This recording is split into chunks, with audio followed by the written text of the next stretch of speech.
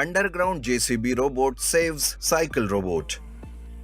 कुसुम जी का इस दुनिया में कोई नहीं था, इसलिए वो बड़े घर में अकेली ही रहती थी। एक बार कुसुम जी अकेले घर में थी कि तभी उनका भतीजा मोहन कुछ गुंडे लेकर आता है और कहता है, अरे बुढ़िया, चुपचाप से यह घर मेरे नाम पर कर दो, नहीं तो तुझे जान से मार डालूंगा। तुम्हारे बाद तो ये सब मेरा ही होगा ना। मैं मेरी जायदाद खैरात में बांट दूंगी, पर तुम्हें कभी नहीं दूंगी। चले जाओ यहाँ से। तब मोहन गुस्से से कुसुम को पकड़ता है और जबरदस्ती कागज पर साइन करवाने की कोशिश करता है। लेकिन तभी वहां सुंदर अपने साइकिल रोबोट के साथ आता है और साइकिल रोबोट गुंडे से लड़ाई करके उन्हें वहां से भगा देता है। सब भागते देख मोहन भी भागते हुए कहता है, अरे बुढ़िया, अपनी रक्षा का तुमने सही इंतजाम करके रखा है, पर मैं भी ऐसे हार मानने वाले में से नहीं हूँ। मैं फिर वापस आऊंगा। ऐसा कहकर मोहन वहां से चला जाता है। कुसुम सुंदर और उसके साइकिल रोबोट का धन्यवाद करती है। तब सुंदर कहता है, अरे माँ जी, मैं तो यहाँ आपका ये रेंट का बोर्ड देख कर आया था, लेकिन आखिर ये है कौन जो आपके साथ ऐसा बर्ताव कर रहा है? क्या चाहता है आखिर वो? ये मेरा भतीजा है। अपनी हिस्से की जायदाद तो बर्बाद कर दी है और अब वो मेरे पीछे पड़ा है। बेटा, आज से तुम यही रहो। तुम्हारे और इस रोबोट की वजह से यहाँ आने की वो जरूरत नहीं करेगा। सुंदर कुसुम जी के घर रेंट से रहने लगता है। साइकिल रोबोट घर में रहने की वजह से मोहन कुसुम का कुछ नहीं कर पा रहा था। तब वो एक दिन सोचता है, अब सबसे पहले इस साइकिल रोबोट का मुझे कुछ करना होगा, तभी मेरा मकसद पूरा हो सकेगा। तब एक दिन सुंदर काम से बाहर जाता है। घर में रोबोट और कुसुम अकेले थे। इस बात का फायदा उठाते हुए मोहन घर के बाहर ब्लास्ट करता है। तब कुसुम रोबोट से कहती है, अरे ये तो उसी कमीने मोहन का काम है। जाओ साइकिल रोबोट, उस मोहन को अच्छा से वक्त सिखा कर आओ। कुसुम रोबोट को बाहर भेजती है, पर तभी मोहन के गुंडे रोबोट को भगाते हुए जंगल की तरफ ले जाते हैं और वहां एक बड़े से गड्ढे में उसे गिरा देते हैं। साइकिल रोबोट वहां से बाहर ही नहीं निकल पाता और गड्ढे में ही फंसा रहता है। उधर मोहन गुंडों के साथ कुसुम जी के घर आता है और उसे धमकाने लगता है। लेकिन अचानक तभी सुंदर भी वहां आ जाता है, पर इस बार वो गुंडों का सामना नहीं कर पाता। मोहन उन दोनों को कुर्सी से बांध देता है। तब मन ही मन सुंदर सोचता है, अरे साइकिल रोबोट, तुम कहाँ हो?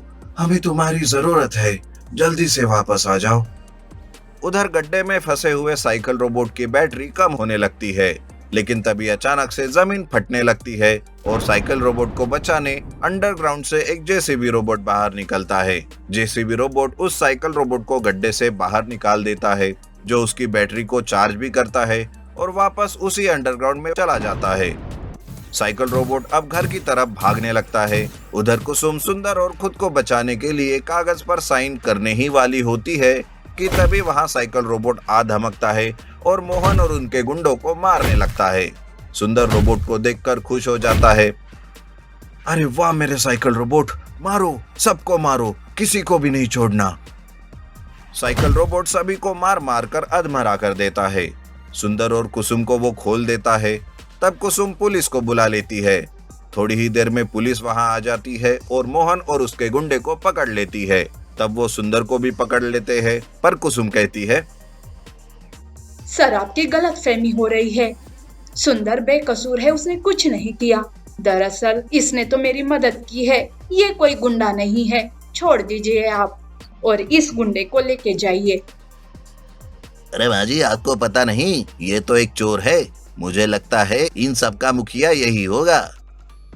नहीं नहीं माँ जी, मैंने पुराने काम करना या चोरी करना तो छोड़ दिया है। मैं अब सुधर गया हूँ, इसलिए आपके पास रेंट से रह रहा हूँ। देखा चाची, एक चोर को घर में रहने दिया तुमने और अपनों को यानी मुझे घर के बाहर कर दिया। तभी थोड़ी देर कुसुम सोचती रहती है और कहती है, सर, आप सच में सुंदर को छोड़ दीजिए। मुझे कोई शिकायत नहीं है इससे, बल्कि इस मोहन को जेल की हवा खिलाइए। इस तरह पुलिस सुंदर को छोड़ देती है और मोहन और उसके गुंडों को जेल भेज देती है। लेकिन सच्चाई का पता चलने पर भी कुसुम सुंदर पर भरोसा करती है और उसे सुधरने का मौका देकर उसकी जिंदगी संवारती है। इस वजह से सुंदर भी एक अच्छा इंसान बनकर खुशी से कुसुम जी के साथ रहने लगता है और उनकी देखभाल करता है।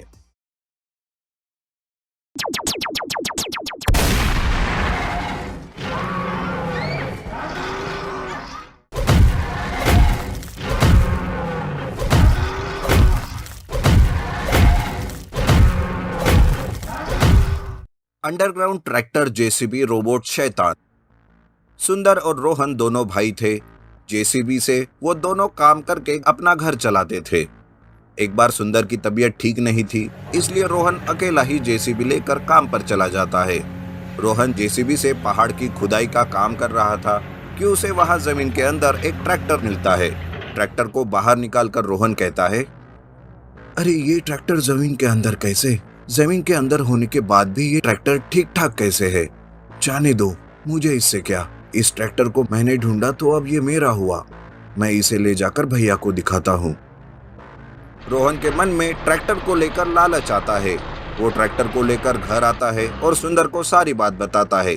तब सुंदर कहता है, अरे रोहन, तुम इस ट्रैक्टर को घर क्यों ले आए? वही किसी को दे देना था। पता नहीं, इस ट्रैक्टर को देखकर मेरा भी बड़ा जी घबरा रहा है। अरे भैया, भला इस बेजान चीज से क्यों डरना?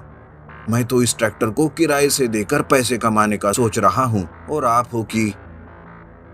दोनों की यूं बातें चल रही थी कि तभी वो ट्रैक्टर अचानक से एक शैतान में बदल जाता है। वो शैतान गांव में घुसकर तबाही मचाने लगता है। शैतान को देखकर सुंदर और रोहन गांव के मंदिर की तरफ भाग जाते हैं। मंदिर में जाते ही सुंदर रोहन से कहता है, अरे मैंने कहा था ना रोहन, कुछ तो गड़बड़ जरूर है। देखा, तुम्हारी वजह से ये सब क्या हो गया। अब कौन रोकेगा इसे, बताओ मुझे। तभी वहां मंदिर के पुजारी आते हैं। उन्हें भी उस शैतान के बारे में पता चलता है। तब वो सुंदर और रोहन से कहते हैं, अरे बेटा, इस शैतान को किसने बाहर निकाला? कई सालों पहले मैंने ही इस शैतान को ट्रैक्टर में कैद करके पहाड़ पर गाड़ के रख दिया था। अब इस शैतान को मैं भी नहीं रोक सकता। अब तो ऊपर वाला ही हमें बचा सकता है बेटा। इस तरह पुजारी भी बड़े परेशान रहते हैं। सुंदर रोहन को गुस्से से देखता है। तब रोहन कहता है, इस मुसीबत को मैं ले आया तो मैं ही इसका समाधान ढूंढूंगा, आप चिंता ना करें। उधर गांव वाले खुद की जान बचाने के लिए इधर उधर भाग रहे थे। तब वो शैतान गांव को तहस नहस कर देता है। सामने आए हुए जानवरों को वो मारकर खाने लगता है। इधर रोहन बचते बचाते अपने जेसीबी के पास आता है और जेसीबी लेकर अपने दोस्त कुणाल के पास जाता है। रोहन को डरा हुआ देखकर कुणाल कहता है, अरे क्या हुआ रोहन? आखिर तुम इतने डरे हुए क्यों दिखाई दे रहे हो? तब रोहन शैतान के बारे में सारी बात कुणाल को बताता है।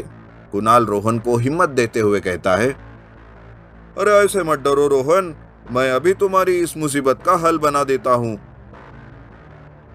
कुणाल रोहन के जेसीबी पर काम करने लगता है और उस जेसीबी को एक रोबोट में बदल देता है। जेसीबी रोबोट को देखकर रोहन बहुत ही खुश हो जाता है और कहता है, शैतान तुम्हें मारने वाला आ रहा है। अब तो हमेशा हमेशा के लिए तुम्हारा नामो निशान खत्म हो जाएगा। मैं आ रहा हूँ शैतान, मैं आ रहा हूँ। रोहन जोश जोश में जेसीबी को लेकर शैतान के पास जाता है। रोहन शैतान को ललकारने लगता है, उसका ध्यान अपनी तरफ भटकाता है।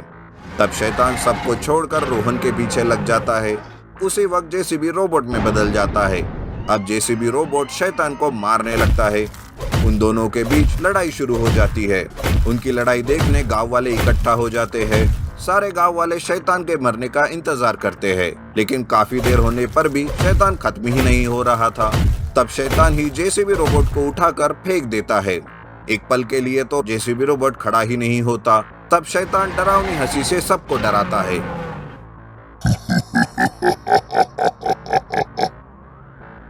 गांव वाले फिर से उसे देखकर भागने लगते हैं। तब मंदिर के पुजारी उस गिरे हुए जेसीबी रोबोट के पास जाते हैं और उस पे एक जादुई विभूति डालते हुए कुछ मंत्र बुदबुदाते हैं। देखते ही देखते जेसीबी रोबोट फिर से एक बार खड़ा हो जाता है।